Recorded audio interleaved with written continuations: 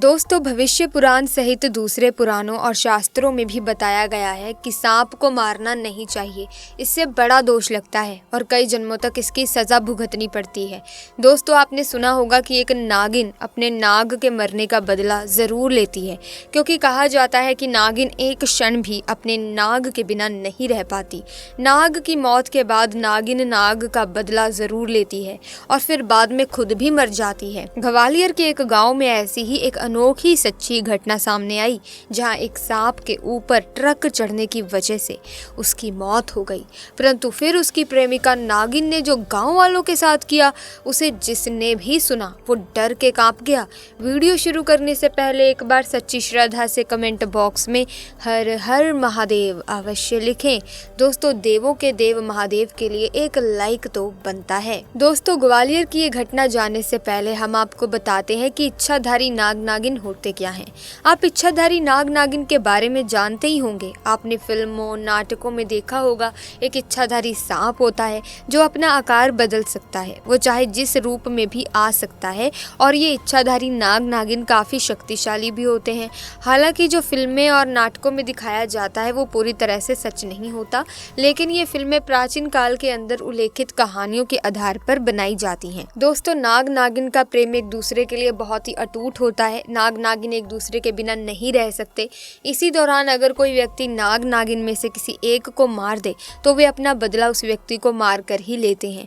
दोस्तों, आपने ऐसे किस्से कहानियां खूब सुने होंगे, लेकिन जो कहानी आने वाली है उसे सुनकर आपके पैरों तले जमीन खिसक जाएगी, आपकी रूह कांप जाएगी।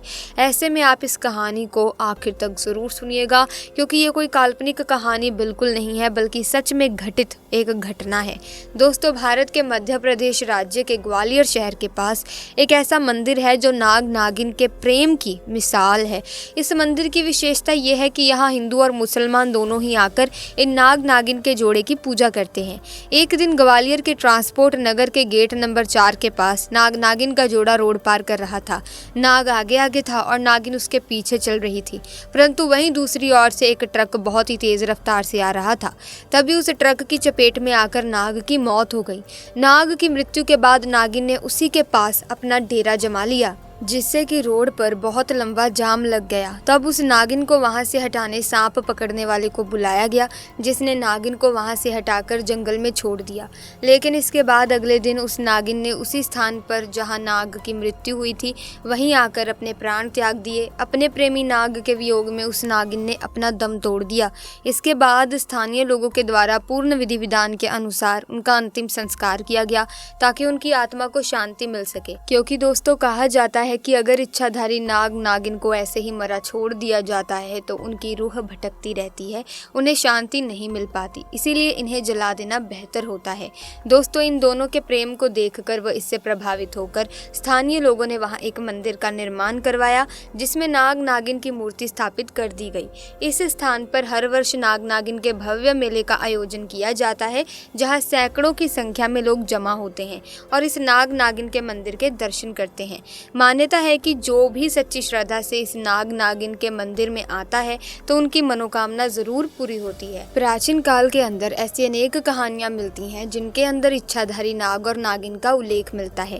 पहले तक वैज्ञानिक मानते थे कि सांप का केवल एक फन होता है, लेकिन अब तक 5 फन वाले सांप भी मिल चुके हैं। इसके अलावा वैज्ञानिकों को उड़ने वाले सांपों का भी पता चल चुका है। हिंदू धर्म के अंदर नाग की पूजा की जाती है और उसे देवता माना जाता है। कई जगहों पर नागों के मंदिर बने हुए हैं। नाग पंचमी पर नागों की पूजा होती है। वैज्ञानिक भी ये मानने लगे हैं कि सांप दुनिया की सबसे बड़ी रहस्यमय प्रजातियों में से एक है। दोस्तों, पौराणिक कथाओं के अनुसार इच्छाधारी नाग नागिन एक तरह के सांप ही होते हैं, लेकिन वे सामान्य सांपों से अलग होते हैं। उनके अंदर विशेष ताकतें होती हैं। ये भगवान शिव के भक्त होते हैं। दोस्तों, भारत में नाग नागिन को बहुत ही पवित्र व देवतुल्य माना जाता है। इसी वजह से यहाँ इनके अनेक मंदिर स्थापित किए गए हैं। भारत में भी बहुत सी धार्मिक फिल्में नाग नागिन पर बनाई गई हैं। इसी के साथ देखिए, कहते हैं कि जब नाग 100 साल की तपस्या पूरी कर लेता है तब उसे ये नागमणि मिलती है, जो भोलेनाथ स्वयं उसे देते हैं, और 100 साल के हो जाने के बाद एक नाग इच्छाधारी नाग या नागिन हो जाता है। इससे हम ये समझते हैं कि हाँ, इच्छाधारी नाग नागिन होते हैं और नागमणि उन्हें रूप बदलने में मदद करती है। ऐसा माना जाता है कि इच्छाधारी नाग और नागिन अपना रूप बदल सकते हैं, वो किसी का भी रूप ले सकते हैं और अपनी इच्छा से वापस नाग के रूप में आ सकते हैं। इसी के साथ दोस्तों, ग्वालियर के एक छोटे से गांव में एक कुआं है, यहाँ एक इच्छाधारी नागिन का वास है। इतना ही नहीं, जो भी इस कुएं के पास आकर अपनी कोई भी इच्छा बोलता है तो वो नागिन उसे पूरी कर देती है, क्योंकि कई लोगों के साथ ये चमत्कार हुआ है, जिनमें से एक है गौरव जी। गौरव जी वैसे तो मुंबई के एक बड़े न्यूज़ चैनल में काम करते हैं, परंतु ग्वालियर में उनकी पुश्तैनी ज़मीन है। उनके बूढ़े माँ बाप अभी भी ग्वालियर में ही रहते हैं, इसीलिए गौरव अपने बच्चों के साथ साल में एक बार छुट्टियां बिताने ग्वालियर में अपने गांव ज़रूर आते हैं। एक बार जून जुलाई के मौसम में गौरव जी अपने गांव आए हुए थे। उनका एक बेटा और एक बेटी है जो करीब 10 साल के हैं। उन दिनों गाँव में कुछ 2-3 अपहरणकर्ता आए हुए थे जो अमीर दिखने वाले लोगों के बच्चों का अपहरण कर लेते थे। जब गौरव जी का बेटा एक गेंद के साथ खेलते खेलते परिवार की नज़रों से दूर हुआ तो अपहरणकर्ताओं को अच्छा मौका मिल गया।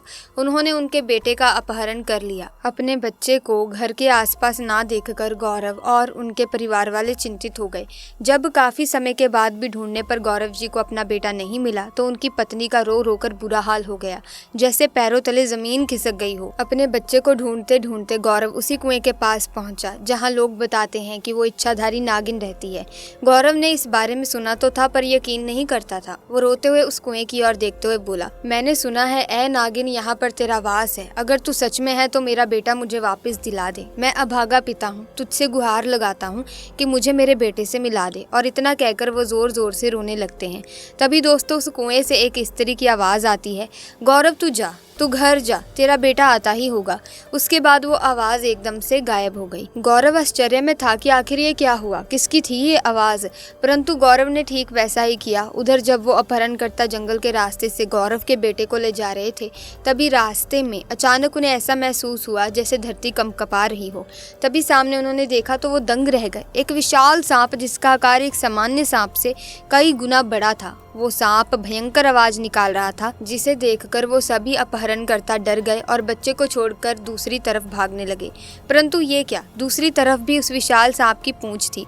अब तो बचने की कोई भी जगह नहीं बची। वे अपहरणकर्ता इतने डर गए कि रोने लगे और अपनी गलती की माफी मांगने लगे और उस सांप को वचन दिया कि भविष्य में ये कार्य कभी नहीं करेंगे। तभी वो सांप वहां से गायब हो जाता है। मौका देखकर सभी अपहरणकर्ता वहां से भाग निकलते हैं। गौरव का बेटा भी उस सांप को देखकर डर गया था, परंतु तभी उसने देखा कि वहाँ जो सांप था वो गायब हो चुका था। उसकी जगह पर एक सुंदर स्त्री खड़ी थी, जिसने प्यार से गौरव के बेटे को अपनी गोद में उठाया और उसके घर छोड़कर गायब हो गई। जब उसके परिवार ने बच्चे को घर के दरवाजे पर सही सलामत पाया तो उनकी खुशी का ठिकाना नहीं रहा। जब गौरव ने अपने बेटे के मुंह से जंगल में घटित घटना सुनी तो वो समझ गया कि उसके बेटे को नागिन नहीं बचाया है, और वो दोबारा अपने परिवार के साथ उस कुएं के पास गया और कुएं में रह रही नागिन को धन्यवाद दिया। सो प्यारे दोस्तों, आपको ये घटना कैसी लगी? मुझे उम्मीद है कि ये घटना आपको काफ़ी इंटरेस्टिंग लगी होगी। अगर हाँ, तो आप इस वीडियो को लाइक और शेयर ज़रूर कीजिएगा। और इसी के साथ अगर आप महादेव के भक्त हैं तो महादेव के भक्त पूरी श्रद्धा से सच्चे मन से कमेंट सेक्शन में हर हर महादेव, जय नाग देवता ज़रूर लिखें, ताकि भगवान शिव की और नाग देवता की कृपा आप पर और आपके परिवार पर बनी रहे। इसी के साथ ऐसी और वीडियोस देखने के लिए चैनल को अभी के अभी सब्सक्राइब करके बेल आइकन को प्रेस कीजिए, ताकि वीडियोस की अपडेट आपको मिलती रहे। हम जल्दी मिलेंगे एक नई वीडियो में, तब तक के लिए आपका बहुत बहुत धन्यवाद।